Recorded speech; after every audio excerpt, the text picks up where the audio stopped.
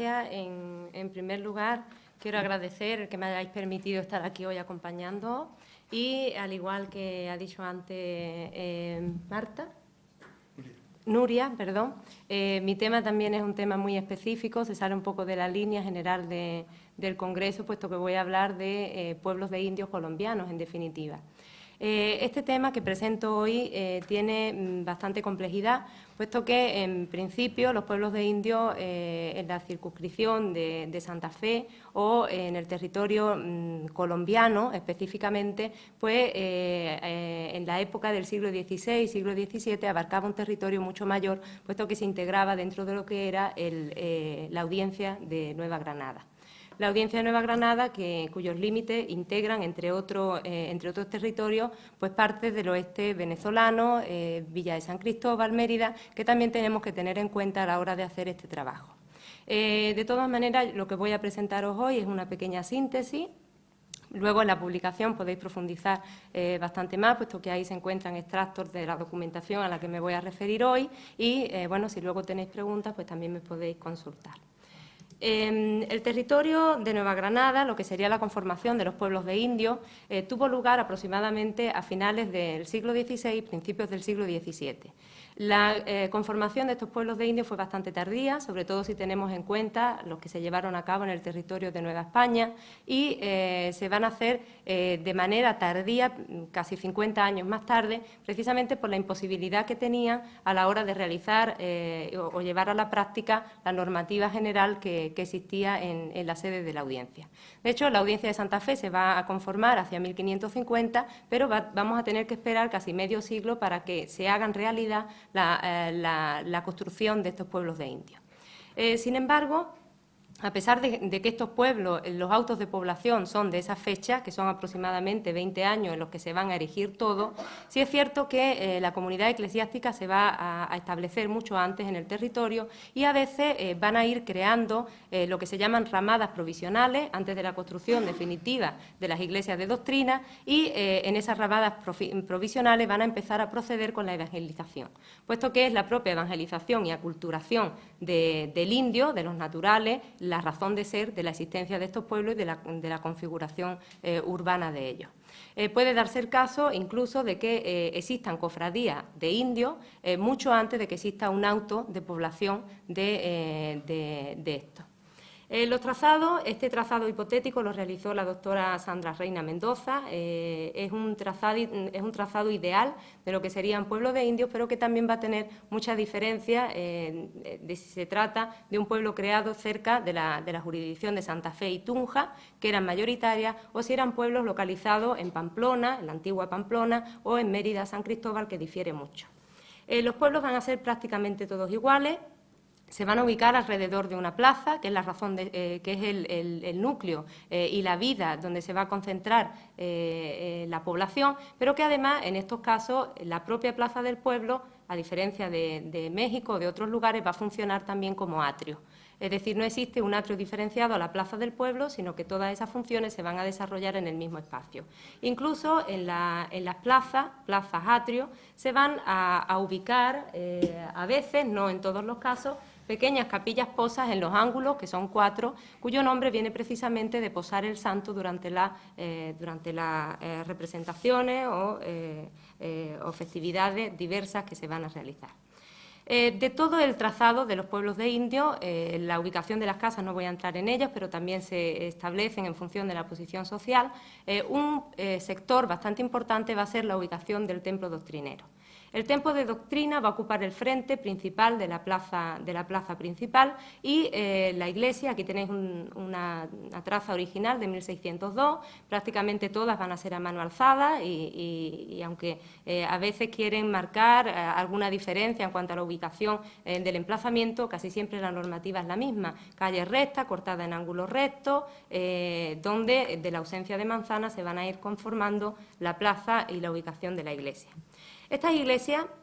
suelen ser también todas prácticamente iguales. Lo único que varía es en la longitud, puesto que la longitud,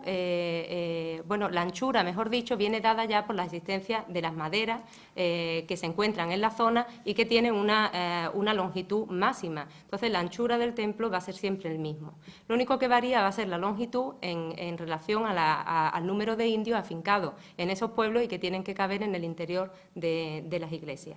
Estas iglesias de doctrina son iglesias muy sencillas, muy modestas, solamente tienen una nave principal, la capilla mayor diferenciada por el arco toral, y la diferencia va a estar en que en aquellos lugares donde la población indígena es muy numerosa, estas iglesias van a ser casi túneles, van a ser muy profundas y además van a dar una sensación de bastante penumbra, puesto que solamente se van a construir o se van a hacer entre 4, 6 u 8 ventanas a lo sumo. Entonces, esa sensación es bastante marcada. Aquí tenéis el interior de una de estas iglesias, que es la iglesia de Sopó, donde podéis ver esta profundidad y además falta todo el espacio del coro que estaría en la parte trasera. Es en estos espacios, en el interior de estas pequeñas iglesias de doctrina, donde se van a establecer las diferentes cofradías de indios. Lo que se va a hacer es que el espacio de la nave se va a dividir en sectores y ahí se van a colocar los pequeños altares con las imágenes titulares de sus santos. Y a veces hemos llegado a contabilizar hasta 10 cofradías diferentes en estas pequeñas iglesias, con lo cual imaginad la presencia tan importante de estas cofradías en pueblos que a veces oscilan entre 100 o 300 naturales y que a veces solamente va a haber 50 indígenas agregados o confinados agregados, mejor dicho, en estos sitios. Según la investigadora María Luisa Sotomayor, que va a hacer una clasificación de cómo se hacen las cofradías y qué pasos, las cofradías de indios y qué pasos se tienen que seguir, en realidad la conformación de una cofradía era muy fácil y era muy básica. Era tan fácil conformar una cofradía que la proliferación de estas cofradías va a llevar a que, en cierta manera, se pongan frenos por parte de las autoridades eclesiásticas para frenar precisamente esa proliferación que hubo. De los primeros datos que tenemos va a ser de Fray Juan de los Barrios, de las Constituciones Sinodales, en el cual se informa de que ninguna persona, en ningún caso, funde una cofradía sin el expreso permiso del arzobispado o, en su caso, de la persona en quien delegara. Esto es así porque a veces, y sobre todo va a ocurrir en el siglo XVIII, van a ser los propios curas de doctrina los que den los permisos para que se constituyan estas cofradías. Además, a los curas de doctrina les interesaba fundamentalmente la existencia de cofradías en los pueblos donde ellos estaban, puesto que facilitaban las labores de evangelización que ellos eran lo que tenían que llevar a cabo. Como decía, con el paso del tiempo van a ser muy numerosas la existencia de estas cofradías, hasta tal punto que en el año 1606 Fray Bartolomé Lobo Guerrero, otro arzobispo afincado en Santa Fe, va a decir en uno de los apartados de la Constitución que en las iglesias y pueblos de indios se reduzcan las cofradías a 2 solamente. El que se haga mención expresa a eso quiere decir que la abundancia de cofradías en estos pueblos era muy notoria y, por tanto, se tenía que acotar de alguna manera. Tras la aprobación de una cofradía, se va a elegir al mayordomo, se van a asignar los gastos de la fiesta anual y se va a hacer el procedimiento normal para el funcionamiento lógico del pueblo. Además, todo va a quedar registrado en libros que van a permanecer custodiados por el cura de doctrina, que va a ser en última instancia quien va a supervisar todas las actividades que van a llevar a cabo en estos pueblos. La facilidad con la que se hacía o la facilidad que brindaba para las labores de evangelización van a ir también de la mano de otras actividades que se van a desarrollar en el pueblo, no solamente las cofradías, puesto que van a crear vínculos de pertenencia y también para el cura va a ser más fácil luego agregarlos en la comunidad y en las misas que se van a hacer. Pero también estas cofradías van a participar de teatros y de otros eventos, incluso de canto, de música, que van a intentar reforzar mucho más este carácter. Para ser miembro de la cofradía, el indio solamente tenía que atestiguar el llevar una vida marcada o integrada dentro de la moral cristiana. En la Sabana de Bogotá hemos encontrado un documento donde te especifica cuáles eran los requisitos específicos para formar parte de ella. En el documento te dice que debían ser devotos del patrono de la cofradía, corregirse de la mala vida, dejar los vicios de borrachera y supersticiones de tabaco, celebrar con solemnidad las fiestas del santo patrono, hacer procesiones alrededor de la plaza, visitar a los enfermos, recoger limosna, asistir a misa los domingos y fiestas, rezar el rosario y encargarse del entierro de los cofrades y en fin, demás elementos. En Fontibón, bueno, este es Nemocón, un momento hacia atrás.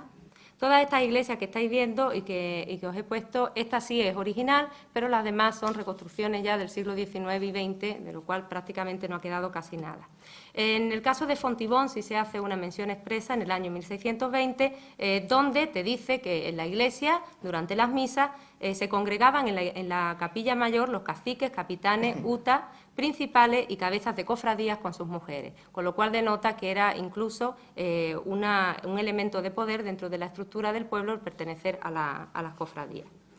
La mayoría de datos los tenemos de los años 30, donde de manera indirecta, haciendo los inventarios de las iglesias de doctrina, te van a ir mencionando posesiones que tienen estas cofradías y de los cuales podemos hacer una pequeña reconstrucción de la totalidad que existían allí. Además, casi siempre te van a marcar que esos bienes son propios de la iglesia y de las cofradías de ella, pero sin entrar en demasiados detalles.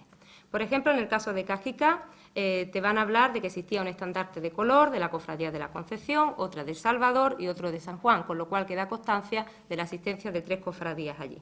En el caso de Nemocón estaría la Cofradía de Santa Lucía, en la de Tabio, la del Rosario, y por último, en el pueblo de Susa encontramos la referencia a 7 cofradías diferentes, donde te habla de que existen otros santos de bulto, como son San Pedro, Santiago, San Juan, San Luis, rey de Francia, Nuestra Señora de la Concepción, San Francisco y Santa Bárbara, que habían puesto los indios con su dinero y que tenían en los altares de su cofradía que adornaban las iglesias y sus descripciones. Es decir, queda constancia de la existencia en cada uno de estos pueblos que distan entre sí, básicamente quizá entre 10 15 kilómetros en el área cercana a Bogotá y cercana a Tunja, de que en cada uno de estos pueblos existían pues, numerosas cofradías. Aún así, los datos que se han encontrado en el Archivo General de la Nación son muy básicos, apenas hacen referencia a ello. Debemos, sobre todo, ir a las parroquias, puesto que muchos de estos libros, al igual que sus iglesias, hoy no se conservan, pero a veces pues, nos llevamos sorpresa y aparecen la historia de cada uno de ellos. Intentaremos en un futuro localizar, a ver si localizamos algunos de estos libros que todavía no hemos tenido oportunidad de tener para ver el funcionamiento interno. Muchas gracias.